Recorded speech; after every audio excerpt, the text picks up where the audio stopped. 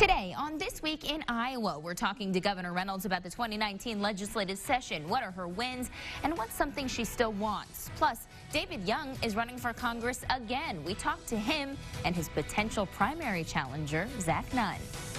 Hi, everyone, and thank you so much for joining us here on This Week in Iowa. I'm Sabrina Ahmed, and we start this morning with a discussion with Governor Kim Reynolds as she reflects on her first session after winning her own gubernatorial election. Her biggest wins: funding Future Ready Iowa, K-12 education funding and policies, mental health legislation and creating a children's mental health system, and empower rural Iowa.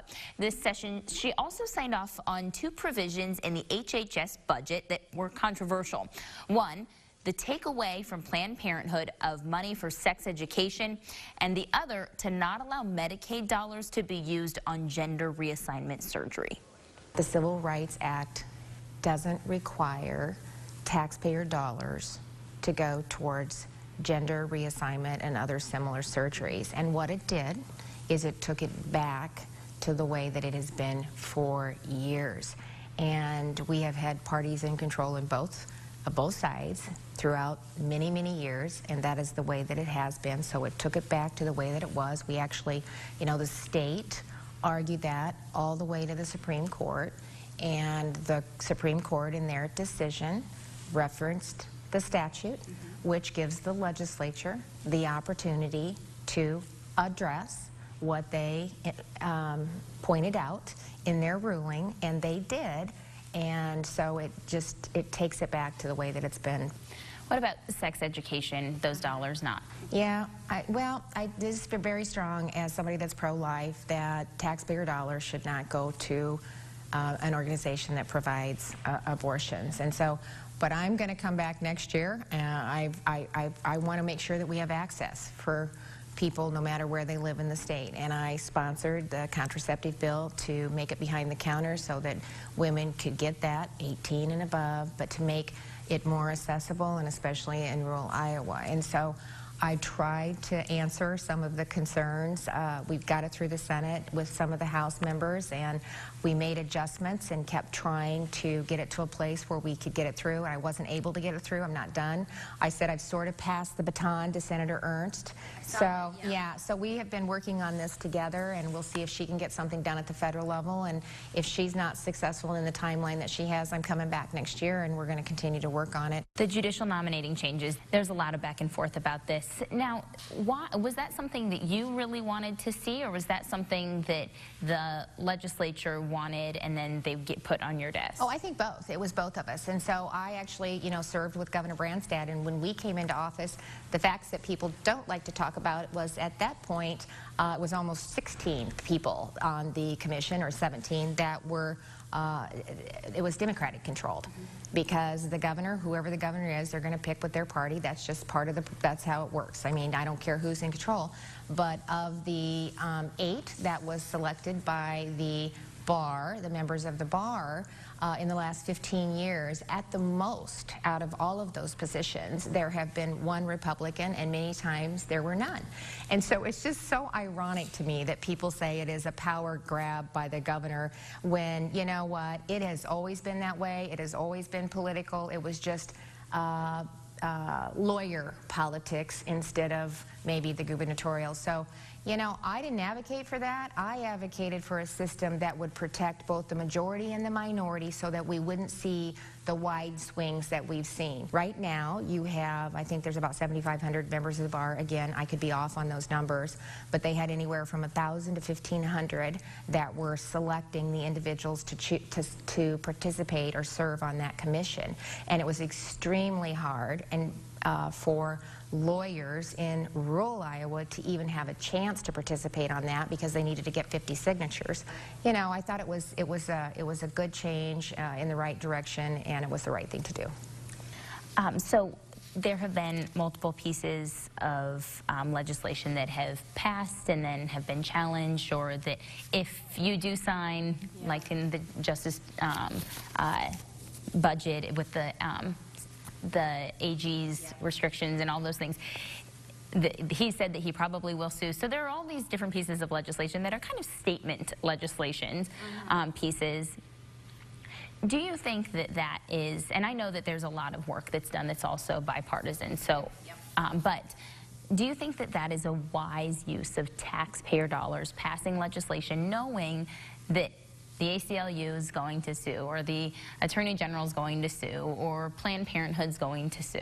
But if you philosophically believe that you're representing the constituencies that elected you to serve, and you believe that it is the right thing to do. Sometimes I think our legislators feel that we have an overactive judicial system, and so they don't agree with some of the rulings that come out from the courts, and so this is their way to address it. It's part of the process. You know, people are so quick to sue anymore. I don't know how you get around that, but they have reasons, and we believe in what they're doing. It makes it through both chambers. Iowans have a chance to weigh in. So, I mean, you could say that on both sides of the issues. You know, both sides sue when they have a chance, when they don't agree with what the other side has done. So, you know, we take all of that into account when you sit down and you review a bill. But if, you know, they can make the argument of why they think it's important to do it, then sometimes you have to do it, and then and they don't always win when they challenge it. Sometimes then you get the case law, or you get it overturned, or it recognizes that that was the right thing. So it goes both ways. It doesn't always go against us. We'll continue our discussion with the governor next. A second case of measles has been confirmed in Iowa. Local 5 was the first station to report this measles case. Learn of breaking news first with alerts on the We Are Iowa app. A puppy is recovering this morning after being stabbed and left to die in a dumpster in Ames. You'll never wonder if a story is national or local. An ISU grad student is accused of sexually assaulting a woman. Receive important local breaking news alerts first from Local 5. Download the We Are Iowa app to your phone today. Adventureland Park is now open weekends. Enjoy an entire summer of fun with a season pass including Adventure Bay and the Phoenix. Our new spinning roller coaster coming in June. Season passes are only $140 until May 31st. Get yours today on our website at adventurelandresort.com. Come on over to Adventureland. You're gonna love it at Adventureland. Hey, Central Iowa, Crossroads Shooting Sports is your premier indoor shooting range. With certified staff, we take your education, safety, and security seriously. Whether it's your first time holding a gun or you're an experienced shooter, Crossroads is a place for you. With a state-of-the-art indoor range, full-service training and conference facilities, and complete retail shop, Crossroads Shooting Sports is here to meet your needs. Visit crossroadshooting.com to learn about events, training courses, and more. Crossroads Shooting Sports, where responsibility and skill meet.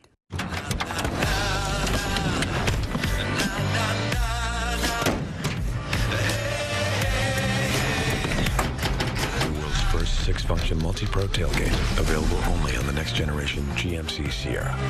During GMC's Truck Month, get 0% financing on most GMC Sierra and Canyon models, or get over $9,500 total value on this next generation Sierra SLT when you finance through GM Financial.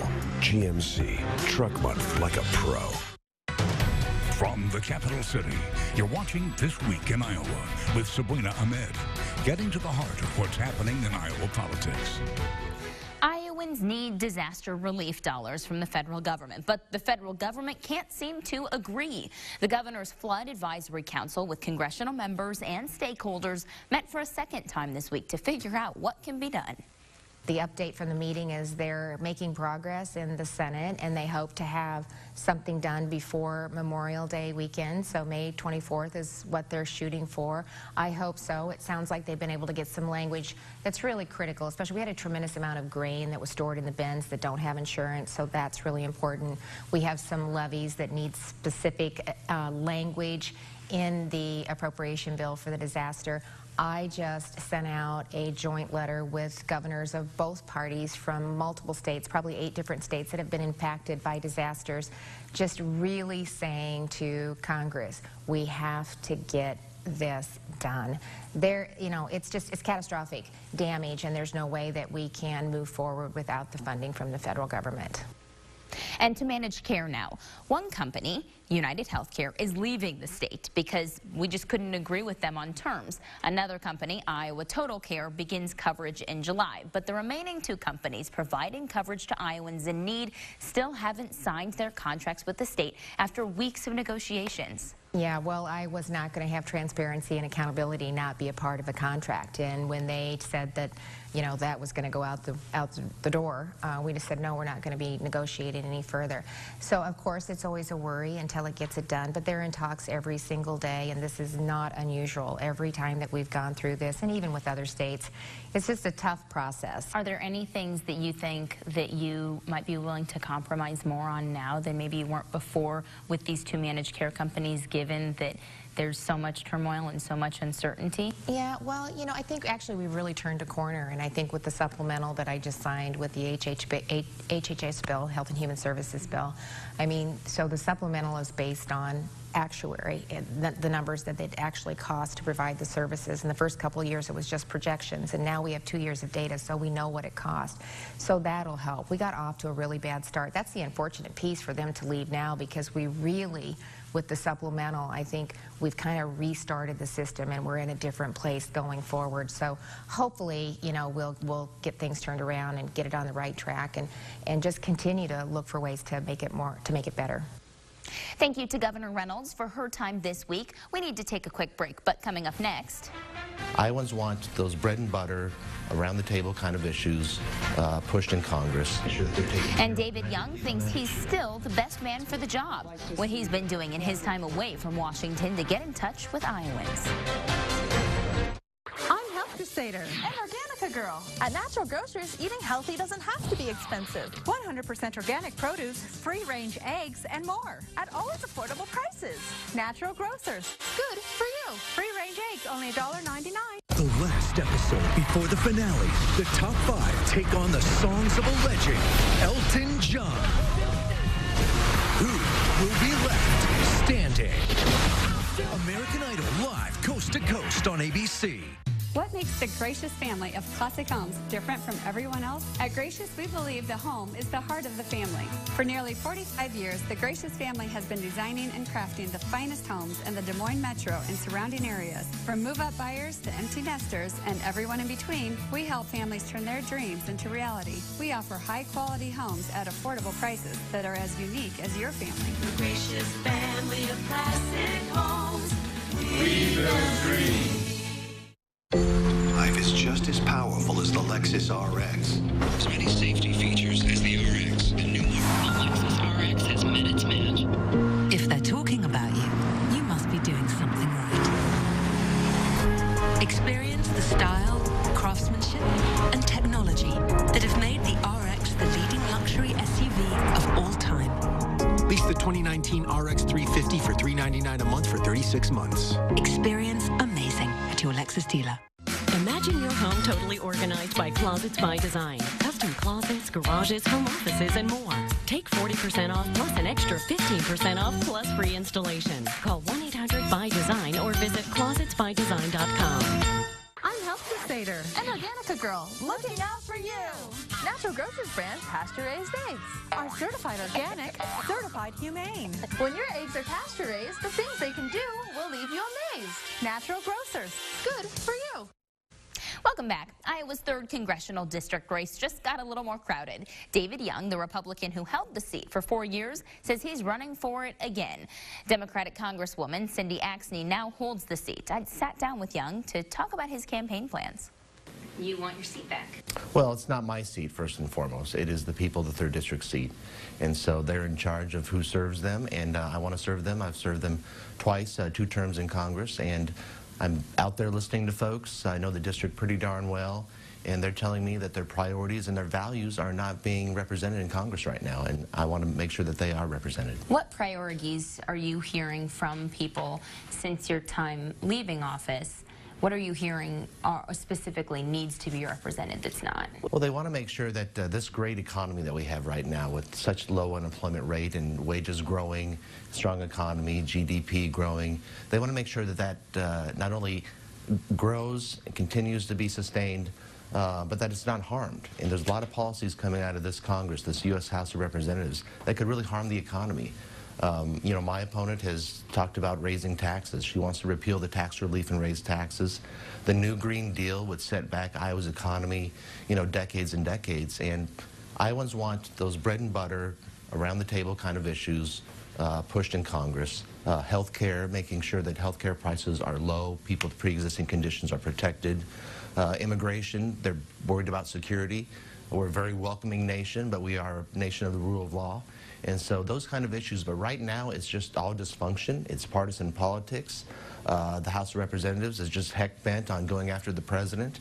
The report, the Mueller report, showed that there was no Russian collusion, but they don't want to stop.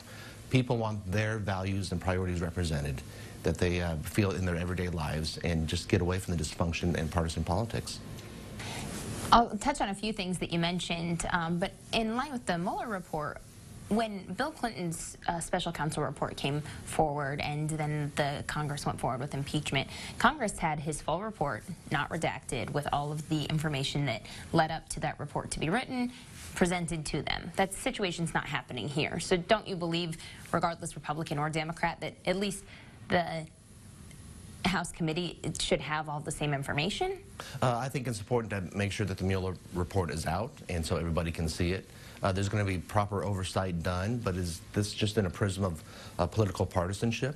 You want to make sure that in the report you are protecting national security issues, classified information, ways of getting that information, and any grand jury testimony. So I do believe that Congress has the right to do the oversight, certainly. It's a constitutional obligation. But where are they trying to go with this? The issue was, is there collusion? And the Mueller report said that, and so I think we need to move on. But the fact is that you didn't win in 2018, so what makes you think that you should win again in 2020? Well, it's just, you know, I thought a lot about this and assessed the situation, and just there's work to be done, and, you know, I've got a servant's heart, and so this is kind of what I'm wired to do, serving people in some capacity, whether it's this or something else, but representing people who don't have voices and can't convey them, I want to represent them. And this district is really, really interesting. It's a purple district. And, you know, Cindy Axne did not get the majority of votes in this last election. It was a plurality. I think it was the only race in the country where the winner got just less than 50%. And so this district is in play. And I do not believe the values and the priorities of the people of Iowa are being represented right now in the 3rd District.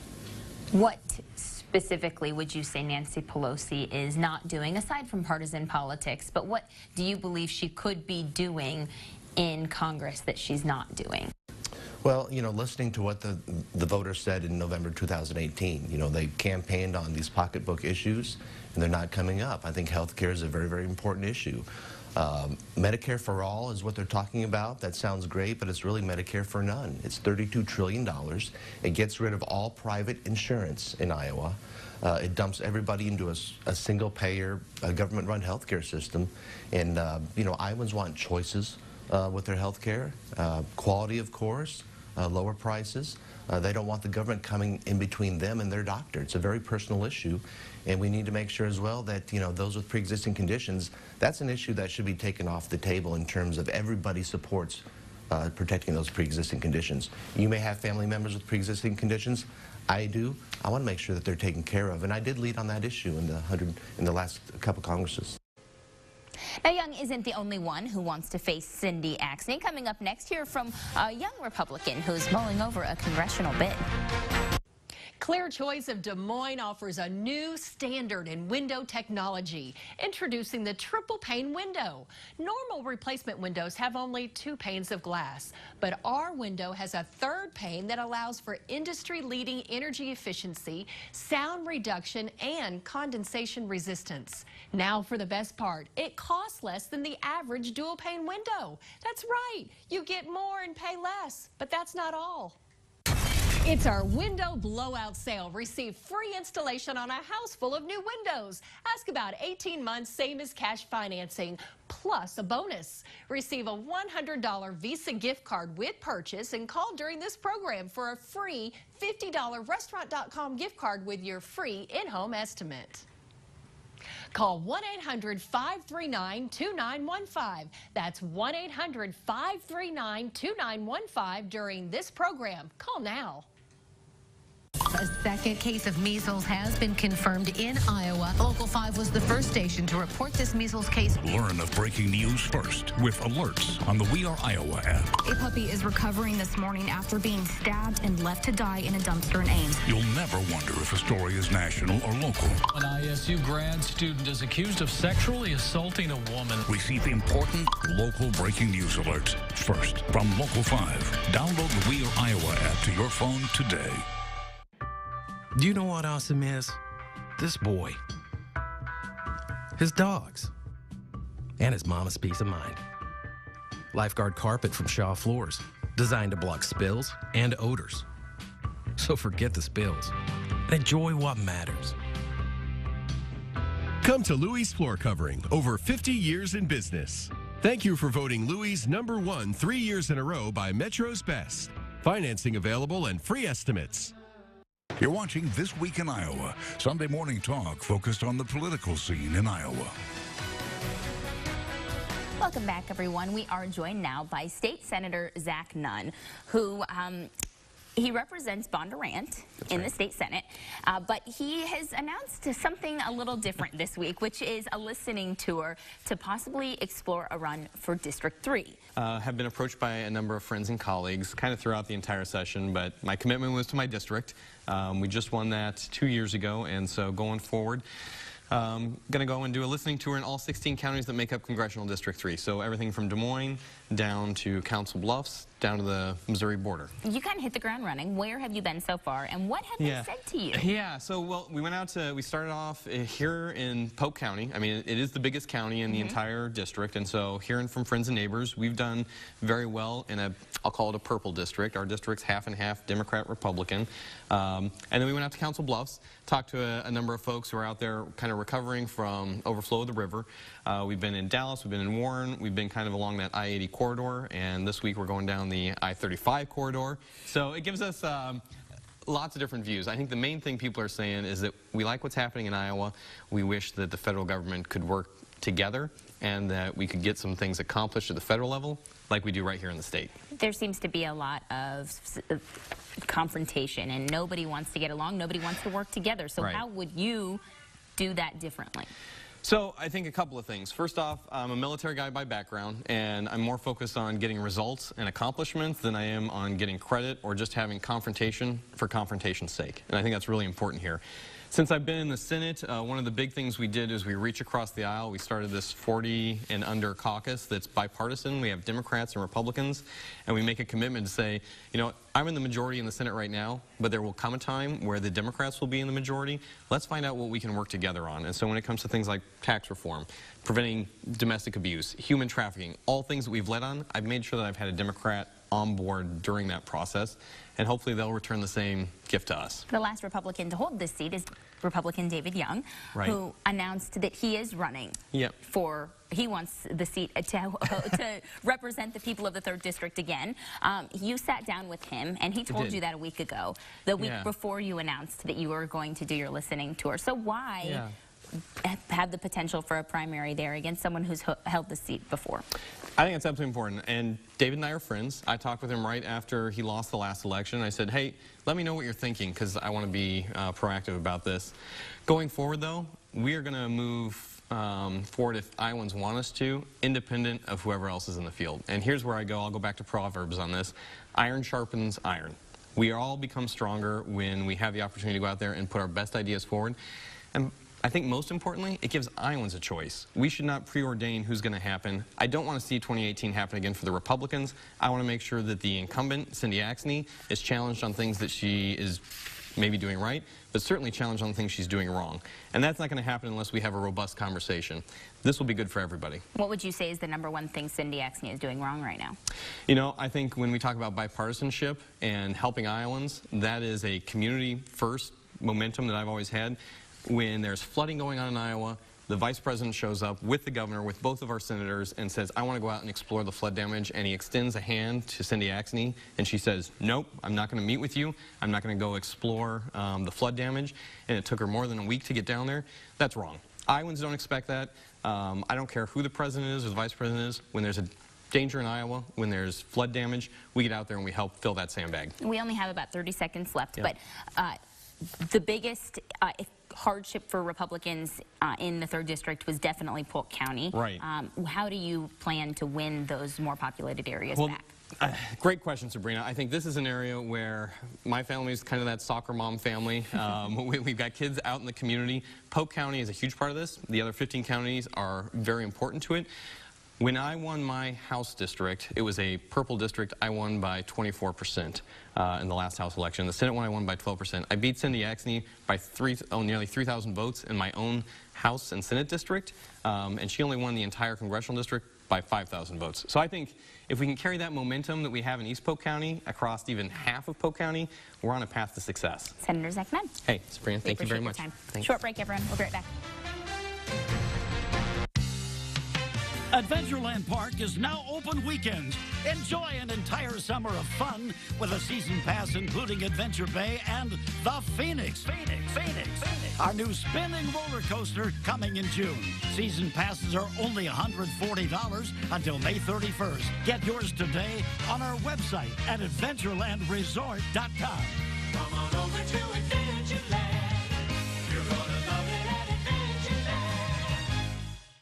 You have worked for a long time. There are so many decisions to make about your retirement. How much income do you need? How not to run out of money? Now is your chance, and you get one shot to get it right. Attend Merkle Retirement Planning's Passport to Retirement. We will discuss how to create tax-free income, how to avoid the next market meltdown, and how to wring every dime out of Social Security. Your time is now. Classes fill quickly. Call or text today. Zero cost to attend. Friday on Good Morning Iowa, filling your garden while helping out your community. A greenhouse here in the Metro has a simple mission to help engage people with autism. It's important that families and those persons have a resource to go to with innovative solutions specifically designed for people with autism. And many Iowans are living with depression. On Monday, we'll tell you about the new tech behind a treatment you can try right here in Central Iowa. And it looks like we're about to turn a corner to some much warmer weather next week. That forecast coming up Monday on Good Morning Iowa. Congratulations to the Local 5 political team, awarded a regional Emmy for program Medicine in the Making. And congratulations to Local 5's Elias Johnson, awarded a regional Emmy for his work as a video journalist. To view these and other local stories you won't see anywhere else, go to weareiowa.com. We'd like to thank all of our guests for joining us this week. Governor Reynolds, Zach Nunn, and David Young all gave interesting perspective about Iowa politics, and will continue to follow the 3rd congressional race as well as other congressional races across the state. Thanks so much for joining us here on This Week in Iowa. Have a great rest of your weekend. Happy Mother's Day, and we'll see you again next Sunday.